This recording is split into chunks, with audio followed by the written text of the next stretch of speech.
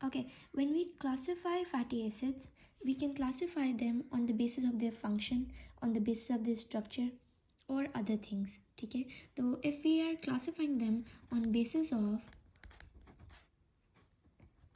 their function, ठीक है, तो फैटी एसिड्स के वैसे फंक्शंस होते क्या हैं? फैटी एसिड्स के फंक्शंस होते हैं, अभी हम जनरल डिस्कस करते हैं कि उनके फंक्शंस क्या होते हैं. तो they provide an insulation layer, they provide us with energy. ये एनर्जी रेजर्वॉयर्स होते हैं, एनर्जी स्टोर करते हैं. जब हमें एनर्जी चाहिए होती है तो वो कार्बन, डबल बॉन्ड कार्बन तोड़ के एनर्जी प्रोवाइड करते हैं. इनमें ऑक्सीजन के साथ भी बाइंडिंग हुई होती है काफ़ी सारी, तो उसकी वजह से कार्बन डबल बॉन्ड और कार्बन हाइड्रोजन रेशो जितना ज़्यादा होगा उतनी एनर्जी ज़्यादा प्रोवाइड करेगा. ठीक है, और लिपिड्स का क्या काम होता है? वैक्सी लेयर बनाते हैं, जैसे कि क्यूटिकल होता है, वो वैक्सी लेयर बनाते हैं, वो भी एक लिपिड होता है. सही है. और उससे क्या होता है? वाटर प्रूफिंग हो जाती है कि पानी एक तो वेस्ट ना हो, और वेस्ट ना हो यानी कि अगर लीफ है तो उसके बाहर से भी ना, अंदर से भी ना जाए बाहर, और बाहर से भी अंदर ना जाए. ठीक है, ये सिर्फ फ्लावर्स और लीव्स के लिए नहीं है, प्लांट्स के लिए नहीं है. इट्स ऑल्सो फॉर एरेकनीड्स, यानी कि it's also for insects. Arachnids are insects, और इंसेक्ट्स जैसे कि कॉकरोचेस वगैरह. कॉकरोचेस की अगर हम देखें स्किन, तो उस पर असल में इस तरह का एक थिक सी लेयर होती है, वैक्सी सी, जिसकी वजह से वो वाटर प्रूफ होता है. ठीक है, so these are some functions of lipids. अब इनके अगर हम जनरलाइज कर दें तो they are actually two categories. हम लिपिड्स को कह रहे हैं कि उनको दो कैटेगरीज में हमने डिवाइड किया. एक उसकी स्टोरेज के फंक्शन के बेसिस पे, और एक उसके मेम्ब्रेन फॉर्म करने के फंक्शन पे. ठीक है, तो स्टोरेज कौन कर रहा है? ट्राइग्लिसराल्डिहाइड कर रहा है, यानी ट्राइग्लिसराइड कर रहा है. ट्राइग्लिसराइड कौन सा वाला है? जो हमने हमेशा से देखा है, कार्बन कार्बन कार्बन और ऑक्सीजन CO, और यहाँ पे आर चेन CO, और यहाँ पे आर चेन, जिसमें फैटी एसिड और ग्लिसरॉल लगे होते हैं. और ट्राई मीन्स तीन. ठीक है, तो तीन इसमें फैटी एसिड चेन्स लगी हुई हैं, तो ट्राइग्लिसराइड हो गया. तो ये स्टोरेज करेगा, ये एनर्जी प्रोवाइड करेगा. इसकी जो आर चेन है, ये कुछ भी हो सकती है, सिंगल बॉन्ड्स वाली, डबल बॉन्ड्स वाली, वो बॉन्ड्स ब्रेक करके एनर्जी प्रोवाइड हो सकती है.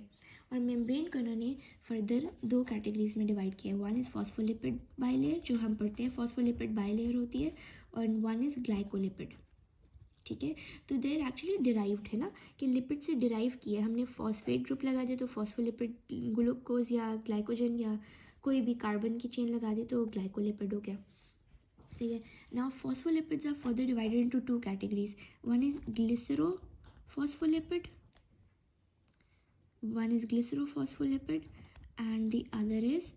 and the other is sphingophospholipid. Okay, तो हम ये आगे डिस्कस करेंगे बहुत डिटेल से दोनों चीज़ें, मगर आप एक जहन में होना चाहिए जनरल आइडिया कि वन इज़ ग्लिसरो, यानी फॉस्फोलिपिड में भी फर्दर और एडिशन की है, और ग्लाइकोलिपिड में एक और है स्फिंगोग्लाइकोलिपिड. ओके, तो ये हो गई इसकी categorization on the basis of their function.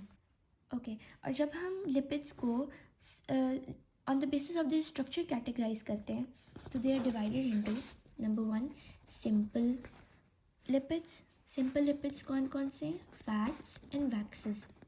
ठीक है, fats are simple glycerol and aldehyde, and waxes are जो हमने भी डिस्कस किया, जैसे कि waxes can be on skins और ऑन organs in insects और on leaves. एक और कैटेगरी है इसकी, स्फिंगोलिपिड्स. ठीक है, अब स्फिंगोलिपिड क्या कर रहा है? स्ट्रक्चर की बात हो रही है ना, तो ये सिंपल है और ये स्फिंगोलिपिड्स की है. I show you an example. If you look at this diagram, तो स्फिंगोलिपिड्स की फर्दर कैटेगरीज होती हैं. स्फिंगोलिपिड असल में वो हैं जो कि हमारे ब्रेन से रिलेटेड हैं, जो कि हमारे ब्रेन में मौजूद होते हैं. तो उसके एग्जांपल्स हैं स्फिंगोसीन, स्फिंगोमाइलिन, जो माइलिन शीथ बनाता है नर्व सेल्स पे. एक और स्फिंगोमाइलिन की ये एग्जांपल है, इसमें देखो फॉस्फोकोलिन ग्रुप भी लगा हुआ है. ठीक है, सेरेब्रोसाइड इज़ इम्पॉर्टेंट, एंड गैंग्लियोसाइड. तो हमें ये वाले चार दिए हुए हैं, स्फिंगोसिन, स्फिंगोमाइलिन, सेरिब्रोसाइड एंड गैंग्लियोसाइड। अब इसमें ये कैटेगरी आप देखो कि ये सब ऑलमोस्ट एक जैसे हैं, ठीक है। तो ये एक कैटेगरी बन गई on basis of their structure कि सिंपल फैटी एसिड जैसे नहीं है। सिंपल फैटी एसिड्स कैसे हैं, उनमें तीन तीन चेन्स लगी हुई हैं, यानी ट्राइग्लिसराइड बना रहे हैं। लेकिन इसमें कोई तीन चेन्स नहीं है, इसमें आखिर में ये रिंग है या फॉस्फेट ग्रुप अटैच्ड है और ये उनकी चेन है, ठीक है, बैकबोन जिसे कह सकते हैं। तो स्फिंगोलिपिड्स में ये चार कैटेगरीज फर्दर हो गई। फिर एक और है ग्लाइकोलिपिड, ठीक है। तो ग्लाइकोलिपिड्स भी हमारे पास प्रेजेंट होते हैं सेल मेम्ब्रेन के अंदर, सही है। ग्लाइकोलिपिड्स में भी जाहिर है स्ट्रक्चर डिफरेंट हो गया क्योंकि ग्लूकोज और लिपिड है इसमें, तो इसका स्ट्रक्चर भी डिफरेंट हो गया। और फिर एक लास्ट कैटेगरी इन्होंने बनाई है कोलेस्ट्रॉल, ठीक है। कोलेस्ट्रॉल का ये स्ट्रक्चर होता है, कोलेस्ट्रॉल में होते हैं इस तरह से फ्यूज्ड रिंग्स होते हैं, ठीक है, पाँच का इस तरह कुछ होता है, ठीक है। तो इसका स्ट्रक्चर होता है कि 5 कार्बन एंड 6 कार्बन के फ्यूज्ड रिंग्स बोलते हैं इन्हें। ये कार्बन के रिंग्स है ना, कार्बन कार्बन कार्बन है, हर हर हर कॉर्नर एक कार्बन एटम को रिप्रेजेंट कर रहा है। तो this is a fused ring structure. तो कोलेस्ट्रॉल का स्ट्रक्चर ऐसा होगा। उसके बाद उन्होंने कहा अदर एग्जाम्पल्स आर सल्फोलिपिड्स। अब सल्फोलिपिड्स में क्या हो रहा है, I show you structure that I drew before. तो सल्फोलिपिड्स में ये देखें, यहाँ पे हमारे पास ये एस्टर लिंकेज है, ये दो चेन्स हैं, ये है, और ये सल्फेट ग्रुप लगा हुआ है, तो ये हो गया सल्फोलिपिड। और एक और एग्जाम्पल दी है अदर्स में लिपोप्रोटीन, ठीक है। तो लिपोप्रोटीन्स होते हैं हमारे पास एग योक में, ब्लड प्लाज्मा में, ठीक है, और हमारे पास होते हैं सेल मेम्ब्रेन में भी जो प्रोजेक्शंस होती हैं, जैसे ये हमारे पास फॉस्फोलिपिड बाइलेयर है, उसके ऊपर ऐसे प्रोजेक्शंस होती हैं, दे आर ऑल्सो लिपोप्रोटीन्स, ठीक है। तो हम कह रहे हैं they are also present in cell membrane. And when we were talking about sulfolipids, तो sulfolipids are also present in chloroplast, ठीक है। ये क्लोरोप्लास्ट में प्रेजेंट होते हैं और ये होते क्या हैं, their glucose residues join to acyl glycerol in a glycosidic linkage, जैसे कि मैंने आपको दिखाया था कि उसमें ग्लाइकोसिडिक लिंकेज है। फैटी एसिड्स की क्लासिफिकेशन में एक और कैटेगरी है डिराइव लिपिड्स की। तो इसमें भी स्ट्रक्चर का फ़र्क है। वो किस तरह से, अगर हम कह रहे हैं number 1 fatty acids are different from other things, all the categories are different from each other। और हमारे पास है स्फिंगोसिन, ठीक है। ये अब देखो स्फिंगोसिन फैटी एसिड ये पूरा का पूरा लिपिड नहीं है, देर पार्ट्स ऑफ लिपिड्स, या फिर ये ऐसे हैं जिनसे फर्दर डिराइव होता है। जैसे कि मेरे पास अभी भी एक खुला हुआ है, स्फिंगोसिन ये था, इससे डिराइव किया सेरेमाइड, स्फिंगोमाइलिन, ठीक है, ये सब इससे डिराइव हुए हैं।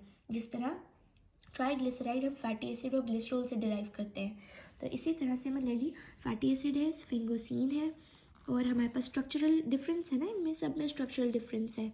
और वी हैव स्टीरॉयड। अब जो स्टीरॉयड है वो भी फ्यूज्ड रिंग स्ट्रक्चर्स बनाता है, सही है। इसमें और स्ट्रक्चर था, इसमें यूँ चेंज आके आखिर में एक तरफ NH3 ग्रुप लगा हुआ है, OH ग्रुप लगे हुए हैं, सही है। और जो फैटी एसिड है वो बिल्कुल यूँ जाके और COOH ग्रुप लगा हुआ है।